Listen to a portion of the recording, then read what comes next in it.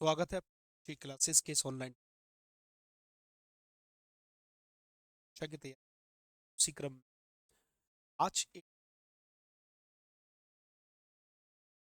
को प्रारंभ और मध्य का जब सबसे पहले जिस टॉपिक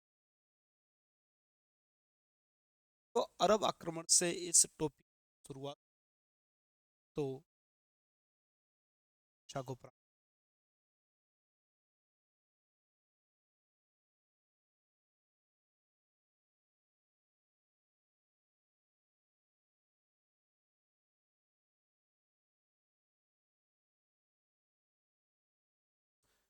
तब अरब भारत पर आक्रमण किया था तो प्रथम अरब अरब आक्रमणकारी की बात करें कौन था प्रथम अरब आक्रमणकारी कौन था तो नाम आता है मोहम्मद बिन कासिम। कौन? मोहम्मद बिन कासिम। मोहम्मद बिन कासिम। अब मोहम्मद बिन कासिम ने आक्रमण क्यों किया इसके पीछे भी कहानी है, क्योंकि जो एक राजा था हिंदू राजा दाहिर था, वह सिंध वाले क्षेत्र पर, वर्तमान कश्मीर वाले क्षेत्र पर शासन किया करता था। और श्रीलंका का जो शासक था उसने अरब के शासक को, इनका नाम था खलीफा वलीद, उसके लिए कुछ उपहार भेजे थे, जिसको सिंध के जो बंदरगाह था वहां पर कुछ लुटेरों ने लूट लिया। तो दोनों का भाई उपहार था वो रास्ते में लूट लिया गया। राजा दाहिर ने उनकी सहायता करने से मना कर दी। इस बात से चिढ़ गए तो फिर जो अरब का शासक था उन्होंने राजा दाहिर को सबक सिखाने के लिए उन पर आक्रमण किया। तो कारण जान लेंगे तो लिखेंगे श्रीलंका के शासक ने, श्रीलंका के शासक ने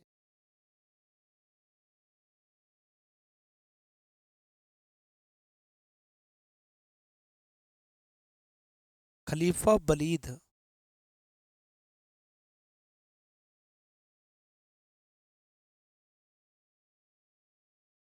वलीद को कुछ उपहार भेजे।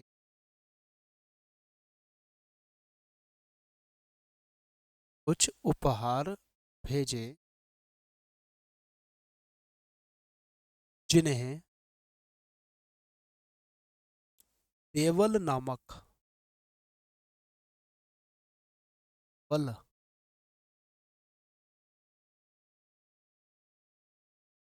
जिन्हें देवल नामक बंदरगाह पर,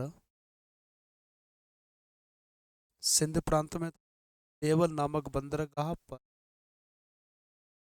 समुद्री लुटेरों ने लूट लिया। समुद्री लुटेरों ने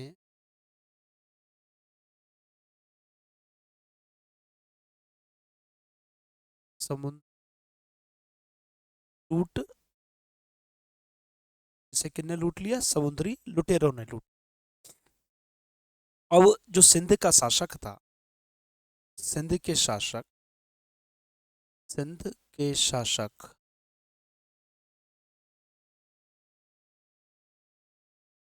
राजा दाहिर, नाम था राजा दाहिर ने, उन्होंने कहा भाई तुम्हारा राज्य है, तुम्हारा बंदरगाह पर लूटा है तो जरा पकड़ो। उन्होंने मना कर दिया।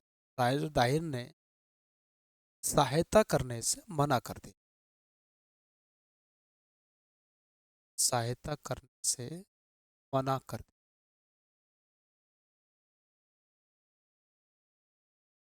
तो उनको लगा कि हो सकता है इन्होंने ही लुटवाया हो, तो फिर इन पर करा गया आक्रमण।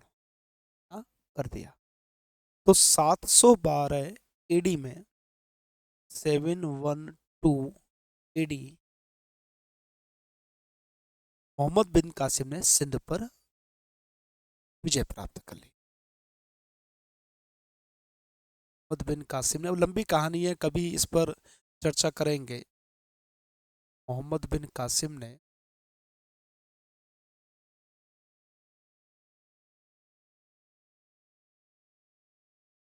सिंध पर विजय प्राप्त कर ली।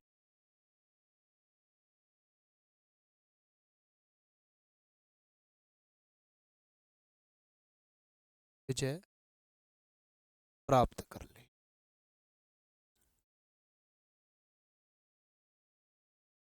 ठीक है। अब जब उन्होंने कर ली तो फिर उन्होंने क्या क्या कार्य किया मोहम्मद बिन कासिम ने। सबसे पहले सिंध पर जजिया कर लगाया। जजिया कर क्या होता है? गैर मुस्लिम पर लगा जाने वाला टैक्स होता है। तो मोहम्मद बिन कासिम ने मोहम्मद बिन कासिम ने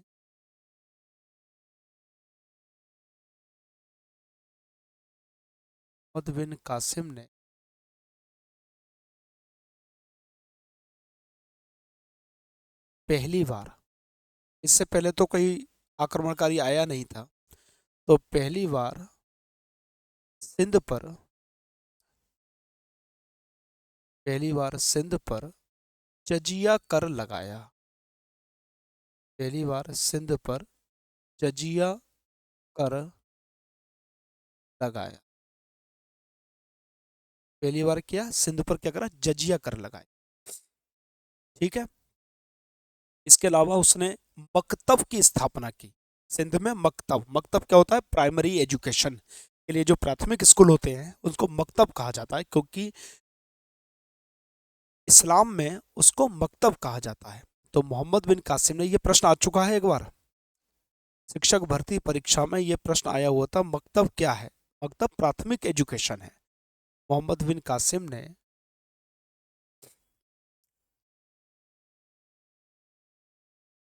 मोहम्मद बिन कासिम ने सिंध में सिंध में मकतब मकतब क्या होता है? प्राइमरी एजुकेशन सेंटर, प्राथमिक शिक्षा केंद्र।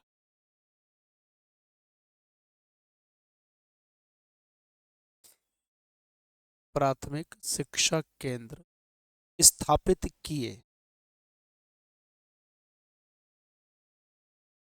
स्थापित किए।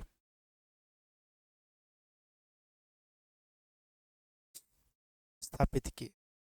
ये जो आक्रमण है, पूरे आक्रमण की जानकारी जिस पुस्तक से मिलती है उसका नाम है चचनामा।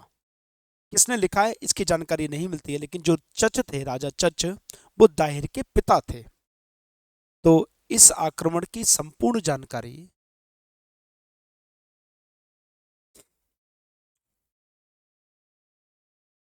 इस आक्रमण की बड़ा इतिहास ऐसा रहा है। ये हिंदू राजा थे, उससे पहले बौद्ध राजा थे, इन्होंने बौद्ध राजा की हत्या कर कर शासन किया, इसलिए जितने भी बौद्ध थे वहां पर निवासी, वो इनके शत्रु के रूप में थे। जब मोहम्मद बिन कासिम ने आक्रमण किया तो बौद्धों ने मोहम्मद बिन कासिम की सहायता की थी।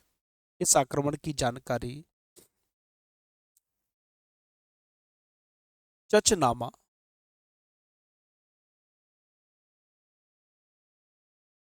नामक पुस्तक से मिलती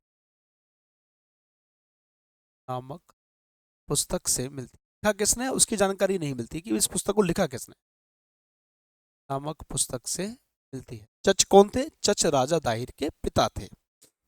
तो चच की जानकारी ज़्यादा जरूरी नहीं है, तो चच याद रखिएगा, राजा दाहिर के पिता का नाम था। और क्या गया? पंचतंत्र का अनुवाद किया गया। पंचतंत्र का अनुवाद किया, अरबी भाषा में पंचतंत्र का अनुवाद किया गया। इस नाम से कलीला बा दिमना, कलीला बा दिमना, कलीला बा दिमना इस भाषा में करा गया था, अरबी भाषा में। अरबी भाषा में।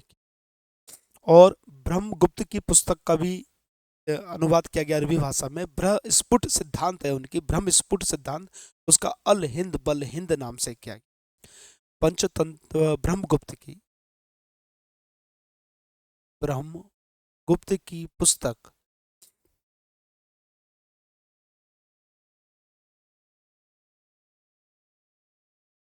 ब्रह्म स्फुट सिद्धांत का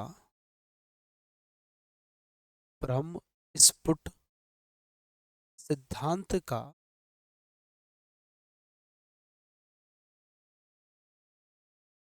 अरबी भाषा में अनुवाद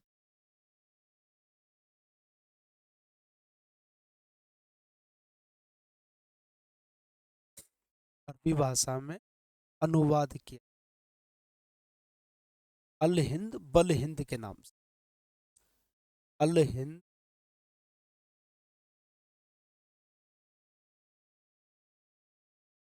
बल हिंद के नाम।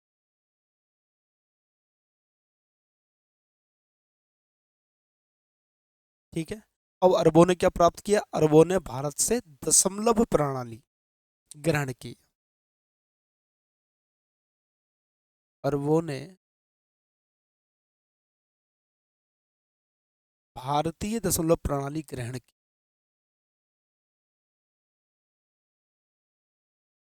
भारतीय दशमलव प्रणाली भारतीय दशमलव प्रणाली ग्रहण क्या ग्रहण की? भारतीय दशमलव प्रणाली को ग्रहण किया गया भारत के द्वारा। तो अब हम बात करेंगे इसके बाद तुर्क आक्रमणकारियों के बारे में, और फिर इस तरह धीरे धीरे कर कर हम लोग अपने आगे बढ़ेंगे और मध्यकालीन भारत के इतिहास को पढ़ेंगे। आज अरब आक्रमणकारी पढ़े, कल तुर्क आक्रमणकारी पढ़ेंगे, और फिर इस तरह धीरे धीरे अपनी विभिन्न कक्षाओं को संचालित करेंगे, देखते हुए चलेंगे। तो मिलते हैं कल अगली कक्षा के साथ। तब तक के लिए आपका धन्यवाद। Thank you.